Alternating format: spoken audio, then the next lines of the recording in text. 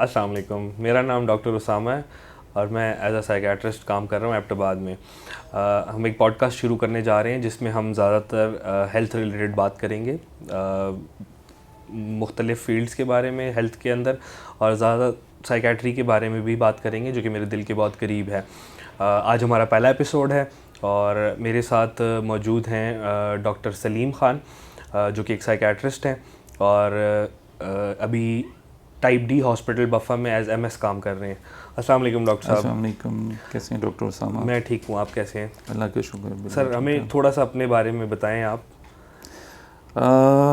میں 1995 سے ایبٹ آباد میں مختلف ہاسپٹلز میں گورنمنٹ سیٹس پہ کام کرتا رہا ہوں اور اس کے ساتھ پرائیویٹ پریکٹس اپنی سائیکیٹری کی کافی عرصے سے کر رہا ہوں. سائیکیٹری میں ہاؤس جاب کیا 1993-94 میں پشاور KTH میں, اور اس کے بعد پوسٹ گریجویشن اپنی کمپلیٹ کی, ٹریننگ کمپلیٹ کی, پوسٹ گریجویشن کمپلیٹ کی. تو psychiatry is like my day and night.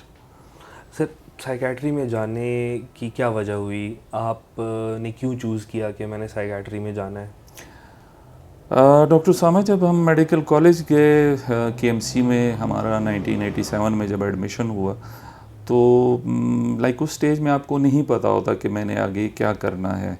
آپ بیسک سائنسز سیکھ رہے ہوتے ہیں اور آپ زیادہ تر سنتے ہیں لوگ سرجنز بنتے ہیں یا فزیشینز بنتے ہیں.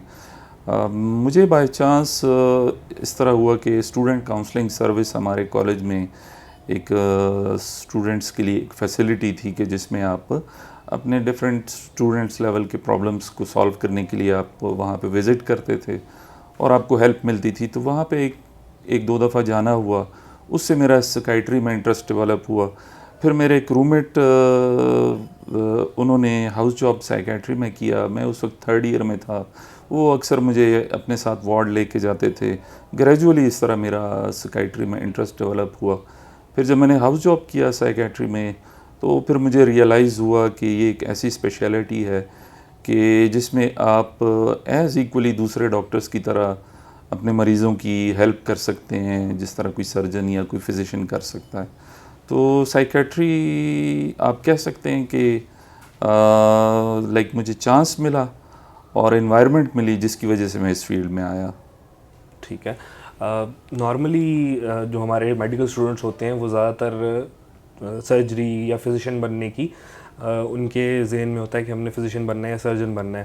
سائیکیٹری ایک مختلف فیلڈ ہے. جب آپ کا کیریئر سٹارٹ ہوا اس میں تو آپ کو ظاہری بات ہے شروع میں تھوڑی سی مشکلات پیش آئی ہوں گی کیونکہ ڈفرینٹ ہے, اس میں زیادہ ایگزامینیشن ہوتی ہے میڈیسن میں, سرجری میں. یہاں پہ آپ کو پیشنٹ کو ریپو بلڈ کرنی پڑتی ہے. تو آپ تھوڑا سا یہ بتائیں کہ آپ کو اپنے کیریئر کے سٹارٹ میں سائیکیٹری میں جب آپ آئے تو کیا مشکلات پیش آئیں آپ کو؟ ڈاکٹر اسامہ, جس طرح آپ نے بات کی, زیادہ تر لوگ زیادہ تر میڈیکل اسٹوڈنٹس اور پھر جب ہاؤس جاب ہوتا ہے تو لوگ ٹرینڈ ہے میڈیسن سرجری میں یا دوسری اسپیشلٹیز میں جانے کا.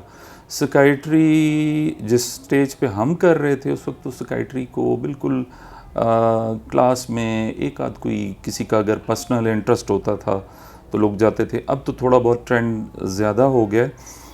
سائیکیٹری ڈیفینیٹلی دوسری اسپیشلٹیز سے ڈفرینٹ ہے. ایک تو آپ کا نیورو سائنسز کو ٹوٹل ایکسپوجر شروع ہو جاتا ہے, آپ کو پورا کمانڈ ہونا چاہیے نیورو اناٹمی, نیورو فزیالوجی, آپ کو نیورو فارماکالوجی, اور بعد میں جب آپ سائیکالوجی آپ کو ڈیٹیل میں پڑھنی پڑتی ہے. ہمارے میڈیکل کالجز میں ہمارے ٹائم پہ تو بالکل ٹرینڈ نہیں تھا, اب بیہیورل سائنسز پڑھائی جاتی ہیں. تو جب آپ پوسٹ گریجویشن کرتے ہیں تو آپ کو ایک ٹوٹل ایک ایسی فیلڈ کا نالج فرام ڈے 1 شروع کرنا ہوتا ہے جس کو آپ نے پہلے کبھی نہیں پڑھا ہوتا. تو گوئنگ تھرو سائیکالوجی اور پھر سائیکیٹری کی اپنی ٹرمینالوجی, لینگویج, آپ کی انگلش پہ کمانڈ اچھا ہونا چاہیے, آپ کو بیسک ٹرمینالوجی کو سیکھنے کا آپ کے اندر اگر انٹرسٹ ہو. پھر سائیکیٹری از بیسیکلی لسننگ, تو آپ کو لسننگ کا اسٹیمنا ڈیولپ کرنا پڑتا ہے. آپ کو ہسٹری ٹیکنگ کے لیے بہت پیشنس, صبر, حوصلہ. آپ اپنے پیشنٹس کو اسیس جس وقت کرتے ہیں تو آپ کی ایگزامینیشن اور ایک سرجن کی ایگزامینیشن آلموسٹ ایکول ہے، لیکن سرجن اپنے ہاتھوں کو یوز کرتا ہے، اپنے مینول سکلز کو یوز کرتا ہے، اور آپ اپنے انٹلیکچوئل سکلز، اپنے مینٹل ایبیلیٹیز کو سائنٹیفک طریقے سے یوز کر کے ایک پیشنٹ کی اکارڈنگ ٹو اسٹینڈرڈ جو پروٹوکال ہے آپ نے ایک ڈائگنوسس کرنی ہوتی ہے. تو سکائٹری ان اے وے ایک ڈفرینٹ اسپیشلٹی ہے. شروع میں آپ کو پرابلمس ہوتی ہیں، بٹ وتھ ٹائم انسان سیکھ لیتا ہے. جس طرح سرجن گریجولی سکلز ڈیولپ کر لیتے ہیں، اس طرح سائیکیٹرسٹ بھی وتھ ٹائم اپنی سکلز ڈیولپ کر لیتا ہے. تو ٹھیک سر، ایک اور چیز جو کہ بہت مسکنسیپشن ہے پبلک میں، عوام میں، سائیکالوجسٹ اور سائیکیٹرسٹ میں فرق عموماً لوگ نہیں کر پاتے. کسی کو کوئی مینٹل ہیلتھ پرابلم ہوتا ہے تو وہ سائیکالوجسٹ کے پاس جاتے ہیں. سائیکیٹرسٹ پہ ایک اسٹگما اٹیچڈ ہے، دونوں پہ اٹیچڈ ہے، لیکن پھر بھی زیادہ تر لوگ سائیکالوجسٹ کو ڈھونڈتے ہیں اور سائیکالوجسٹ سے بات کرنے کی کوشش کرتے ہیں. تو اس پہ تھوڑی سی روشنی ڈالیں کہ ایک سائیکالوجسٹ اور ایک سائیکیٹرسٹ میں فرق کیا ہے. آیا سائیکالوجسٹ جو ہیں وہ دوائیاں پرسکرائب کر سکتے ہیں، نہیں کر سکتے؟ وہ ڈاکٹرز ہوتے ہیں، ان کا کام کیا ہے؟ سائیکیٹرسٹ کا کام کیا ہے؟ سائیکالوجسٹ کا کام کیا ہے؟ تو اس پہ تھوڑی سی آپ سے رہنمائی چاہیں گے ہم. یہ بڑا اچھا سوال ہے ڈاکٹر اسامہ. یہ ایک بہت کامن یعنی ہم ڈے ٹو ڈے اپنی پریکٹس میں بھی دیکھتے ہیں. آپ سے اکثر پیشنٹ کہتے ہیں ڈاکٹر صاحب آپ سائیکالوجسٹ ہیں یا آپ سائیکیٹرسٹ ہیں. اس کے بارے میں تھوڑا سا ہمیں چیزوں کو سمجھنے کی ضرورت ہے. سائیکیٹرسٹ کے پاس سائیکالوجی کا نالج بھی ہوتا ہے اور اسی نالج کی بیسس پہ وہ اپلائی کرتا ہے. یعنی آپ کو جب تک نارمل ہیومن مائنڈ کے بارے میں نہیں پتہ ہوگا تو آپ اب نارمل سائیکالوجی یا سائیکوپیتھولوجی آپ انٹرپریٹ نہیں کر سکتے. تو سیم از اباؤٹ سائیکالوجسٹ. ان کو بھی سائیکوپیتھولوجی یعنی جو ذہنی امراض نارمل سے اب نارمیلٹی کی طرف جاتے ہیں، لیکن وہ ایک بیسک ایک بنیادی ان کے پاس ایک چیز کی کمی ہوتی ہے کہ وہ میڈیکل ڈاکٹرز نہیں ہوتے. انہوں نے بیسک میڈیکل سائنسز نہیں پڑھی ہوتی، انہوں نے فارماکولوجی نہیں پڑھی ہوتی، انہوں نے ہیومن پیتھولوجی نہیں پڑھی ہوتی. تو ان کی فیلڈ اور ہماری فیلڈ میں ڈفرینس یہاں پہ آ جاتا ہے کہ وی ہیو دی ایج کہ ہم میڈیکیشنز پرسکرائب کرتے ہیں، ہمیں میڈیکیشنز کے سائیڈ ایفیکٹس کا پتہ ہوتا ہے. اچھا، پھر ہم سائیکو تھیراپیز کے بارے میں ہمیں بیسک ٹریننگ دی جاتی ہے ایز اے سائیکیٹرسٹ، اور آپ کو پتہ ہوتا ہے کہ اس پیشنٹ میں یہ والی سائیکو تھیراپی انڈیکیٹڈ ہے. تو آئی ہیو این ایج، میرے پاس ایک ایکسٹرا ایک نالج ہے کہ میں سائیکالوجسٹ کا جو بیسک کام ہے اس کو بھی سمجھتا ہوں. لیکن چونکہ سائیکیٹرسٹ کے پاس ہمارے ملک میں سائیکیٹرسٹ کی تعداد بہت کم ہے، سائیکیٹرسٹ پہ زیادہ ورک لوڈ ہوتا ہے، اور تھیراپیز کے لیے آپ کو ہر پیشنٹ کے لیے ٹائم چاہیے ہوتا ہے. تو یہاں پہ ٹرینڈ یہ ہے کہ ہم سائیکالوجسٹ کے پاس پیشنٹ کو ریفر کرتے ہیں فار ڈفرینٹ تھیراپیز. آپ اگر امریکہ یا یو کے میں بھی کچھ سینٹرز میں اس طرح ہے کہ اگر آپ وہاں پہ ٹرینڈ دیکھیں تو psychiatrist is basically psychiatrist plus psychologist, وہ دونوں کام ایک ساتھ کرتا ہے. تو ہمارے ملک میں یہ ٹرینڈ ہے کہ بعض اوقات سائیکالوجسٹ میڈیکیشنز بھی پرسکرائب کرتے ہیں جو کہ ان کو نہیں کرنا چاہیے because they don't have basic knowledge of psycho pharmacology. تو یہ تھوڑا سا ایک کنفیوژن ہے جو کہ عوام اس میں بعض اوقات کنفیوز ہو جاتے ہیں. ٹھیک، جو آپ کی باتوں سے مجھے سمجھ آیا کہ ایک سائیکیٹرسٹ جو ہے وہ ایک میڈیکل ڈاکٹر ہے، وہ پہلے MBBS کرتا ہے، ہاؤس جاب کرتا ہے، اس کے بعد سائیکیٹری کی اسپیشلٹی میں جاتا ہے اور وہ ہیومن انیٹمی، فزیولوجی سب چیزیں پڑھ کے جاتا ہے. اور سائیکالوجی کے جو اسٹوڈنٹس ہیں وہ صرف ہیومن مائنڈ کی جو بیہیویئر ہے اور نارمل ایک فنکشننگ ہے اس کے بارے میں پڑھتے ہیں. اور they do get education about psychopathology یعنی لیکن جہاں پہ abnormality start ہوتی ہے and then they go for the therapies part. ٹھیک ہو گیا، ٹھیک ہے. اچھا، سائیکیٹری اور سائیکالوجی کے ساتھ جو اسٹگما اٹیچڈ ہے، جیسے آپ نے کہا کہ ہمارے ملک میں بہت کم تعداد ہے سائیکیٹرسٹ کی، تو اسٹگما کیسے ہم کم کر سکتے ہیں؟ اسٹگما کی بیسس کیا ہے، اس کی وجہ کیا ہے؟ اس بارے میں آپ کا کیا خیال ہے؟ ڈاکٹر اسامہ، میں نے ایک جگہ پہ کسی بک میں پڑھا تھا کہ ویسٹ نے سائیکولوجیکل پرابلمس کو اپنی day to day routine language میں بولنا، ایکسپریس کرنا سیکھ لیا ہے. ہمارے پاس ابھی بیسک ایجوکیشن لوگوں کی نہیں ہے. جب تک بنیادی تعلیم نہیں ہوگی اور اویئرنیس نہیں ہے، سائیکیٹرک پرابلمس اور سائیکیٹرسٹ کو اسٹگمیٹائز، یعنی ان کو جس کو ہم انگریزی میں کہتے ہیں فراؤن اپون، ان کو عجیب نظروں سے دیکھنا، ان کے بارے میں یہ سوچنا کہ یہ کوئی مختلف لوگ ہیں، یہ کوئی بہت عجیب سا کام کرتے ہیں، یہ صرف باتیں کرتے ہیں، یہ صرف کچھ نیند کی دوائیاں لکھتے ہیں، یہ ساری غلط انفارمیشن، معلومات سوسائٹی میں چلتی رہیں گی. آپ اپنی ڈے ٹو ڈے پریکٹس میں دیکھتے ہیں بہت سارے پڑھے لکھے لوگ بھی اپنی نفسیاتی پرابلمس کے بارے میں ڈاکٹر کے پاس جانے سے ہچکچاتے ہیں، اور اگر وہ ڈاکٹر کے پاس جائیں گے بھی تو وہ کسی فزیشین کو دکھائیں گے، اور اگر کوئی فزیشین بھی ان کو کہہ دے کہ آپ کا یہ مسئلہ تو نفسیاتی پرابلم لگتی ہے، تو ہم اس کو ہمیشہ ریلیٹ کرتے ہیں کہ میرے ساتھ تو کوئی ایسا مسئلہ نہیں، مجھے تو کوئی فائنینشیل پرابلم نہیں، میرے گھر میں تو سب چیزیں ٹھیک ہیں، پھر مجھے کیسے نفسیاتی پرابلم ہوگی. تو لوگوں کو بنیادی نفسیاتی مسائل کو سمجھنے کے لیے بنیادی تعلیم، جس سے آپ میں شعور آتا ہے، اس کی بھی بہت کمی ہے. پھر اور بھی بہت سارے ریزنز ہیں. آپ غربت کو بھی کاؤنٹ کر سکتے ہیں. لوگوں کے پاس صحت کی سہولتیں نہیں ہیں. آپ کسی چھوٹے شہر میں ایک سائیکیٹرسٹ کی توقع نہیں کر سکتے، وہاں پہ فزیشینز ہی ڈیل کرتے ہیں. تو اس کی بہت ساری وجوہات ہیں جس کی وجہ سے یہ اسٹگما یا ایک الگ نظر سے دیکھنے کا ایک معیار ہے ہمارے معاشرے میں سائیکیٹرسٹ اور سائیکالوجسٹ کے لیے. سر اس میں اپنی انپٹ دینا چاہوں گا. میرے خیال میں کہ لوگ سائیکیٹرسٹ کے پاس جانے کو برا سمجھتے ہیں، اور وہ اس وجہ سے ہے کہ اگر آپ اف لیفٹ ان ٹریٹڈ، جو کہ ڈپریشن بھی ہے یا انگزائٹی ہے یا for that matter psychotic illnesses ہیں، اف لیفٹ ان ٹریٹڈ تو وہ بہت زیادہ ورس ہو جاتی ہیں. پیشنٹ کی فنکشننگ خراب ہو جاتی ہے، وہ اس کی اسپیچ جو ہے وہ خراب ہو جاتی ہے، اس کی تھاٹ پروسیس خراب ہو جاتی ہے، جو کہ ایک عام زبان میں اگر ہم کہیں کہ پاگل پن کا شکار ہو جاتے ہیں. اور اس سٹیج میں پھر وہ ڈاکٹر کے پاس لے کے آتے ہیں، تو اس سے پھر یہ بنتا ہے کہ جی یہ پاگلوں کا ڈاکٹر ہے. آلدو مطلب یہ ٹرم یوز نہیں کرنی چاہیے کہ پاگلوں کا ڈاکٹر، لیکن میں ایک عام لینگویج جو عوامی زبان میں جو لوگ کہتے ہیں کہ سائیکیٹرسٹ جو ہے وہ پاگلوں کے ڈاکٹر ہیں.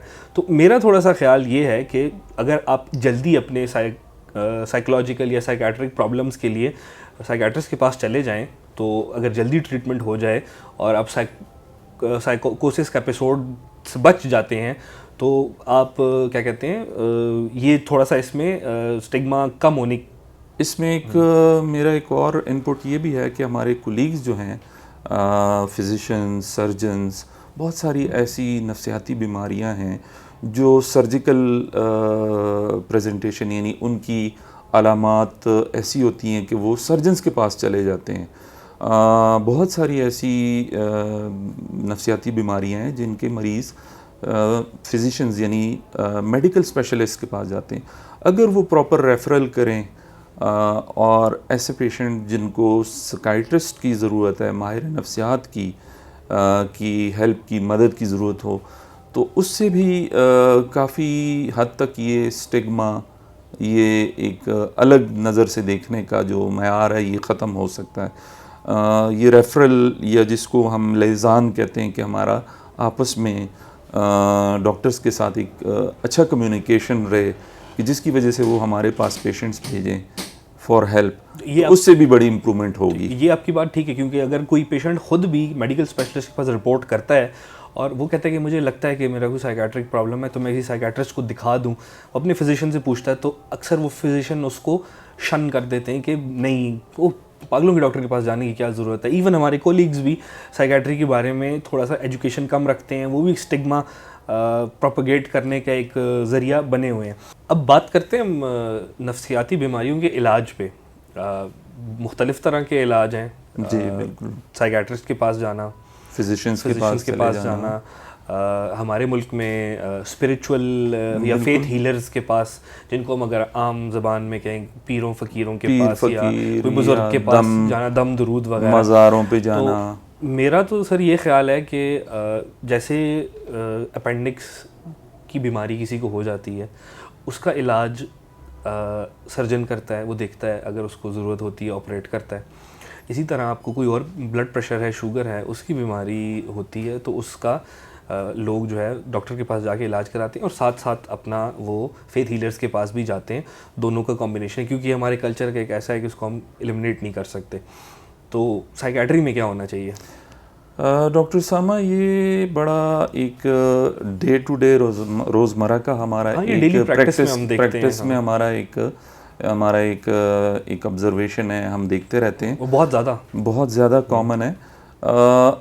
اس کی مختلف وجوہات ہیں. ٹریٹمنٹس کو علاج کے لیے مختلف لوگوں کے پاس جانے کی مختلف وجوہات بھی ہیں.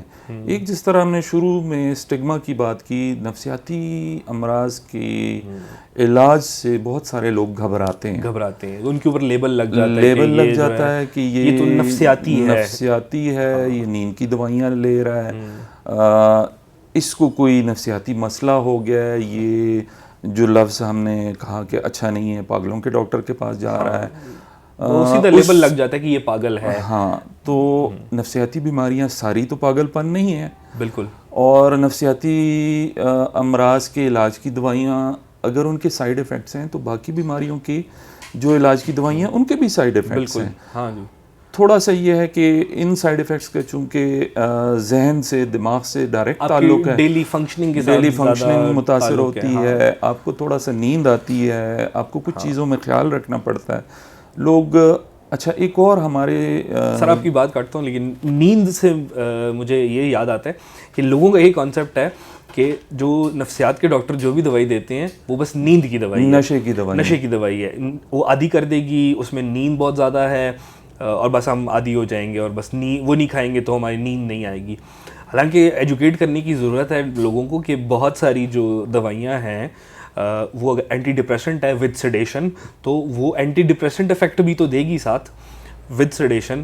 اسی طرح اینٹی سائیکوٹک دوائی ہے، وہ آپ کی سوچوں کو بہتر کرے گی. اگر آپ کی کیا کہتے ہیں غصہ آ رہا ہے آپ کو، یا آپ کے کانوں میں غیر ضروری آوازیں آ رہی ہیں، وہ ان چیزوں کو بھی بہتر کرتی ہے. ہاں، ساتھ اس میں نیند ہوتی ہے، لیکن وہ جو اس کا بیسک فنکشن ہوتا ہے وہ شاید لوگوں کو ایکسپلین ہم نہیں کرتے. ہماری بھی شاید یہ غلطی ہے کہ ہم لوگوں کو ایکسپلین نہیں کرتے. جس طرح میں نے شروع میں کہا ڈاکٹر اسامہ، بیسک ایجوکیشن، پھر ایک اویئرنیس سوسائٹی میں لوگوں میں بہت کم ہے. ہماری لوگوں کو نفسیاتی امراض اور ان کے علاج کے بارے میں ابھی بھی نہیں پتہ. بالکل سر. ابھی بھی پاکستان میں آج سے کچھ سال پہلے ایک سروے ہوا تھا، رجسٹرڈ سائیکیٹرسٹ میرے خیال میں 800 سے بھی کم تھے، اور ہماری آبادی ماشاءاللہ سے 25 کروڑ کو پہنچنے لگی ہے، چکی ہے. کچھ کہتے ہیں 27-28 کروڑ. اور سائیکیٹرسٹ زیادہ تر بڑے شہروں میں پائے جاتے ہیں، چھوٹے شہروں میں اب تھوڑا سا ٹرینڈ آ گیا ہے. اب رجحان بڑھ رہا ہے، لوگ جا رہے ہیں، لیکن وہ ٹائم لگے گا کہ آپ کے ملک میں سائیکیٹرسٹ پھلے پھولیں گے، اس میں ٹائم کافی لگے گا. تعلیم کی کمی جس طرح بات ہوئی،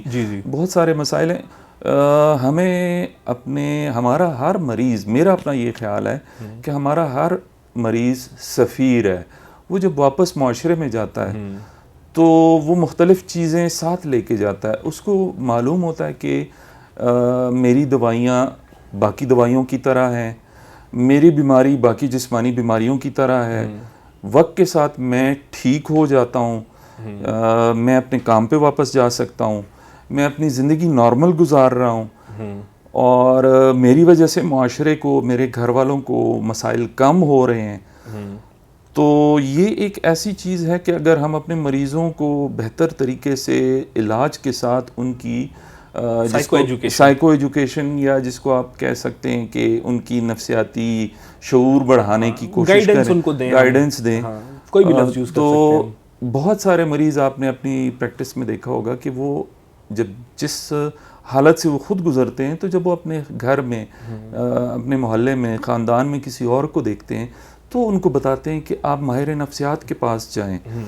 they are good ambassadors کے، اور ایمبیسڈرز وہ ہمارے سفیر ہیں. ہاں بالکل. جب وہ خود گزرتے ہیں، وہ محسوس کرتے ہیں، وہ برا محسوس کرتے ہیں، وہ اور اس کے بعد جب تکلیف سے گزرتے ہیں اور جب پھر ان کا علاج ہوتا ہے دوسرے میں دیکھتے ہیں تو ہاں ان کو مشورہ دیتے ہیں کہ آپ ماہر نفسیات کے پاس جائیں. اچھا اس میں بھی کافی ریزسٹنس آتا ہے کہ ایک پیشنٹ خود کسی کو بتا رہا ہو تو اگلے پھر ریزسٹ کرتے ہیں, لیکن پھر وہ ہی از ایبل ٹو کنونس کہ آپ ایک دفعہ چلے جائیں, ایک دفعہ جا کے دیکھ لیں, آپ کو فرق محسوس ہوگا. اچھا ایک اور بڑی انٹرسٹنگ بات ہے, ویسٹ میں بھی ہے, ہمارے معاشرے میں بھی ہے. ایک طرف ہم بات کرتے ہیں کہ تعلیم کی کمی, پھر اس کا ایک اور سائڈ بھی ہے. جو پڑھے لکھے لوگ ہوتے ہیں وہ بھی دوائیاں لینے کے بجائے سائیکو تھراپی کو پریفر کرتے ہیں. ایگزیکٹلی, بالکل. اور اس میں ایک بڑی ضروری بات یہ ہے ان کو سمجھانے کی کہ سائیکو تھراپی ساری چیزوں کا علاج نہیں ہے. ہاں بالکل, آپ کو کچھ میڈیکیشنز آپ کو پھر بھی لینی پڑے گی. مثلاً اسکیزوفرینیا کے مریض کو آپ سائیکو تھراپی اگر ایڈوائز کریں گے, اگر وہ انسسٹ کرتا ہے کہ مجھے صرف باتوں سے ٹھیک کریں, تو وہ ممکن نہیں ہے, بالکل ممکن نہیں ہے. آپ کو دوائیاں دینی پڑتی ہیں. تو ہمیں اس پہ یہ بھی کوشش کرنی چاہیے کہ ہم آپس میں, جس طرح بھی ہم دونوں بیٹھ کے بات کر رہے ہیں, ہم آپس میں اپنے کولیگز کے ساتھ ہم معاشرے کے لیے بیداری کی, شعور کی, ایجوکیشن کی ایفرٹس کریں. اس کے لیے ساتھ ساتھ دوسرا ہمارے جو کولیگز ہیں ان کو بھی بتانے کی, ان کو بھی ایجوکیٹ کرنے کی بہت ضرورت ہے, سیمینارز کی ضرورت ہے. اب جیسے فار ایگزامپل میں آپ کو بتاتا ہوں, ٹریٹمنٹ کی بات ہم کر رہے ہیں مختلف, تو میڈیکل ٹریٹمنٹ کی ہم بات کریں. اب آپ اگر گائیڈ لائنز اٹھا کے دیکھیں, nice guide lines for depression اگر آپ کہتے ہیں, تو اس میں یہ کہ فرسٹ ایپیسوڈ کے بعد you have to take antidepressants for 6 months, 6 مہینے آپ نے ٹھیک ہونے کے بعد بھی دوائی کھانی ہے, اور اس کے بعد آہستہ آہستہ کم کر کے یا ٹیپر آف کر کے بند کرنی ہے. ٹھیک ہے, اسی طرح سیکنڈ ایپیسوڈ ہے تو 2 سال تک آپ نے کھانی ہے, اور اگر تھرڈ ایپیسوڈ ہے تو آپ نے لائف لانگ کھانی ہے. اب جو ہمارے کولیگز ہیں ان کو چاہیے کہ وہ اس چیز کو انڈرسٹینڈ کریں. بہت ساری جگہوں پہ یہ میری اپنی پرسنل آبزرویشن ہے, وہ یہ ہے کہ ہم پہ تنقید یہ کی جاتی ہے کہ سائیکیٹری والے جو ایک دفعہ دوائی پہ لگا دیتے ہیں پھر ساری زندگی دوائی کھانی پڑتی ہے. تو اب یہ تو even in the West this is nice guidelines, یا کوئی بھی گائیڈ لائن جو کہ ہے وہ ریسرچ بیسڈ ہوتی ہے, ایویڈنس بیسڈ ہوتی ہے, تو اس کو فالو کرنے پہ 6 months آپ نے دوائی دینی ہے. اگر آپ نہیں دیتے تو ریلیپس کرتا ہے, دوبارہ آتے ہیں. تو اب یہ ہمارے ساتھ والوں کو بھی جو مختلف فیلڈز والے ہیں ان کو بھی سمجھنا چاہیے. انٹرسٹنگ بات یہ ڈاکٹر اسامہ کہ ہم تو پھر بھی ٹائم پیریڈ دے رہے ہیں, 6 months یا 2 years یا پھر لائف لانگ. آپ اگر فزیشین کے پاس جاتے ہیں, سپوز آپ کو شوگر ہے یا آپ کو بلڈ پریشر ہے, تو وہ آپ کو اسٹریٹ اوے ایک دوائی پہ ڈال دیتے ہیں اور آپ کو کہتے ہیں کہ یہ دوائی اب آپ نے جاری رکھنی ہے, اور وہ آپ کو ٹائم پیریڈ نہیں دیتے کہ یہ 6 مہینے کی ہے یا 2 سال کی ہے یا 1 سال کی ہے, یا جس طرح ہم مختلف دوائیوں کے لیے ہم نے ڈفرینٹ ٹائم پیریڈز ہیں, جس طرح ہم بینزوڈائزپینس کے 3 ہفتے سے زیادہ نہیں دیتے. تو اور ایک اور بہت انٹرسٹنگ بات یہ ہے, میں ہمیشہ اپنے پیشنٹس کو اس چیز پہ کنونس کرتا ہوں کہ کبھی بھی جسمانی بیماریوں کی دوائیاں وقت کے ساتھ کم نہیں ہوتی, بڑھتی جاتی ہیں ڈوز. مثلاً آپ آج 4 ملی گرام کی ایک ٹیبلٹ لے رہے ہیں, ود ٹائم اگر آپ لائف سٹائل چینجز اور ڈفرینٹ چیزوں کا خیال نہ رکھیں تو ہو سکتا ہے کہ 8 ملی گرام پہ چلی جائے. بالکل اسی طرح بلڈ پریشر کی کمبینیشن میں جانا پڑتا ہے. نفسیات کی دوائیاں یہ ہیں کہ جس کو ہم, جس طرح آپ نے کہا ٹیپرنگ, وقت کے ساتھ آہستہ آہستہ علامات کے حساب سے دوائیوں کی مقدار کم کرنا. اور ہمارے کتنے سارے مریض جب وہ مینٹیننس یعنی اسٹیبل, جب وہ ایک مستقل اچھی حالت میں ہوتے ہیں تو کافی کم ہو جاتی ہے, کم سے کم مقدار پہ اپنی نارمل زندگی گزارتے ہیں. لیکن اس میں بھی ایک اور پرابلم یہ آتا ہے کہ لوگ جب تھوڑا سا بہتر محسوس کرنے لگتے ہیں وہ دوائیاں چھوڑ دیتے ہیں. اب وہ اس کے پیچھے بھی وہی تھاٹ پروسیس ہوتا ہے کہ اب میں تو ٹھیک ہو گیا ہوں, اب مجھے دوائی کی ضرورت نہیں. ٹھیک ہے, حالانکہ میں ہمیشہ پیشنٹس کو کہتا ہوں یہ جو آپ ٹھیک ہوئے ہیں, آپ دوائی کے ساتھ ٹھیک ہوئے ہیں اور کھاتے رہیں گے تو ٹھیک رہیں گے, کھاتے رہیں گے تو آپ ٹھیک رہیں گے. اور آپ کے جسم میں جو مختلف کیمیائی تبدیلیاں, جس طرح ہم شوگر میں کہتے ہیں انسولین نہیں بنتا, انسولین یا کم بنتا ہے, یا بلڈ پریشر میں ہم کہتے ہیں ویسلز تنگ ہو گئے ہیں, کلاٹس بن گئے ہیں, پلیکس بن گئے. تو اسی طرح جسمانی ریزنز ہیں, وجوہات ہیں برین میں نفسیاتی بیماریوں کی, تو اس کے لیے آپ کو تھوڑی مقدار میں دوائیاں لینی چاہیے. بالکل, یہ تھوڑا سا ایجوکیٹ کرنے کی ضرورت ہے کہ دوائیاں لینی لینی چاہیے. ڈاکٹر اسامہ میرے خیال میں آج کی ہماری گفتگو کافی مفید رہی اور ہمیں مزید بھی اس طرح مختلف سیشنز کرنے چاہیے اپنے مریضوں کے لیے, اپنے کولیگس کے لیے, اپنے معاشرے میں لوگوں میں شعور پیدا کرنے کے لیے. یہ جو پوڈ کاسٹ اسٹارٹ کرنے کا مقصد ہی میرا یہ ہے کہ بڑا اچھا آئیڈیا ہے. ہاں, کہ میں لوگوں میں اویئرنیس کریٹ کروں. مینٹل ہیلتھ کے بارے میں زیادہ فوکس ہے میرا, اور اس کے علاوہ بھی جو کہ ہیلتھ ریلیٹڈ ایشوز ہیں اس پہ ہم بات کریں, اور پھر ایون پیشنٹس کے جو پرابلمز ہیں یا میڈیکل پروفیشنلز کے جو پرابلم ہیں ہم ان پہ بھی بات کریں, اور ہم مختلف پرسپیکٹیوز لوگوں کے سامنے لے کے آئیں. بہت سارے ایسے ٹاپکس ہیں جن پہ ہم بات کر سکتے ہیں اور جن کی وجہ سے ہمارے معاشرے میں عام طور پہ, عمومی طور پہ, اور ہمارے مریضوں کو خصوصی طور پہ فائدہ ہوگا. تو انشاءاللہ یہ ہم جاری رہے گا, آپ کے ساتھ اور دوبارہ ملاقات ہوگی. Thank you so much. Thank you. امید کرتا ہوں کہ آپ کو ہماری گفتگو سے بہت زیادہ فائدہ ملا ہے, اور اگر آپ کو ہمارا شو اچھا لگا ہے تو آپ سبسکرائب کریں اور بیل آئیکن دبائیں. Until next time, I am doctor Usama Qazi. اللہ حافظ.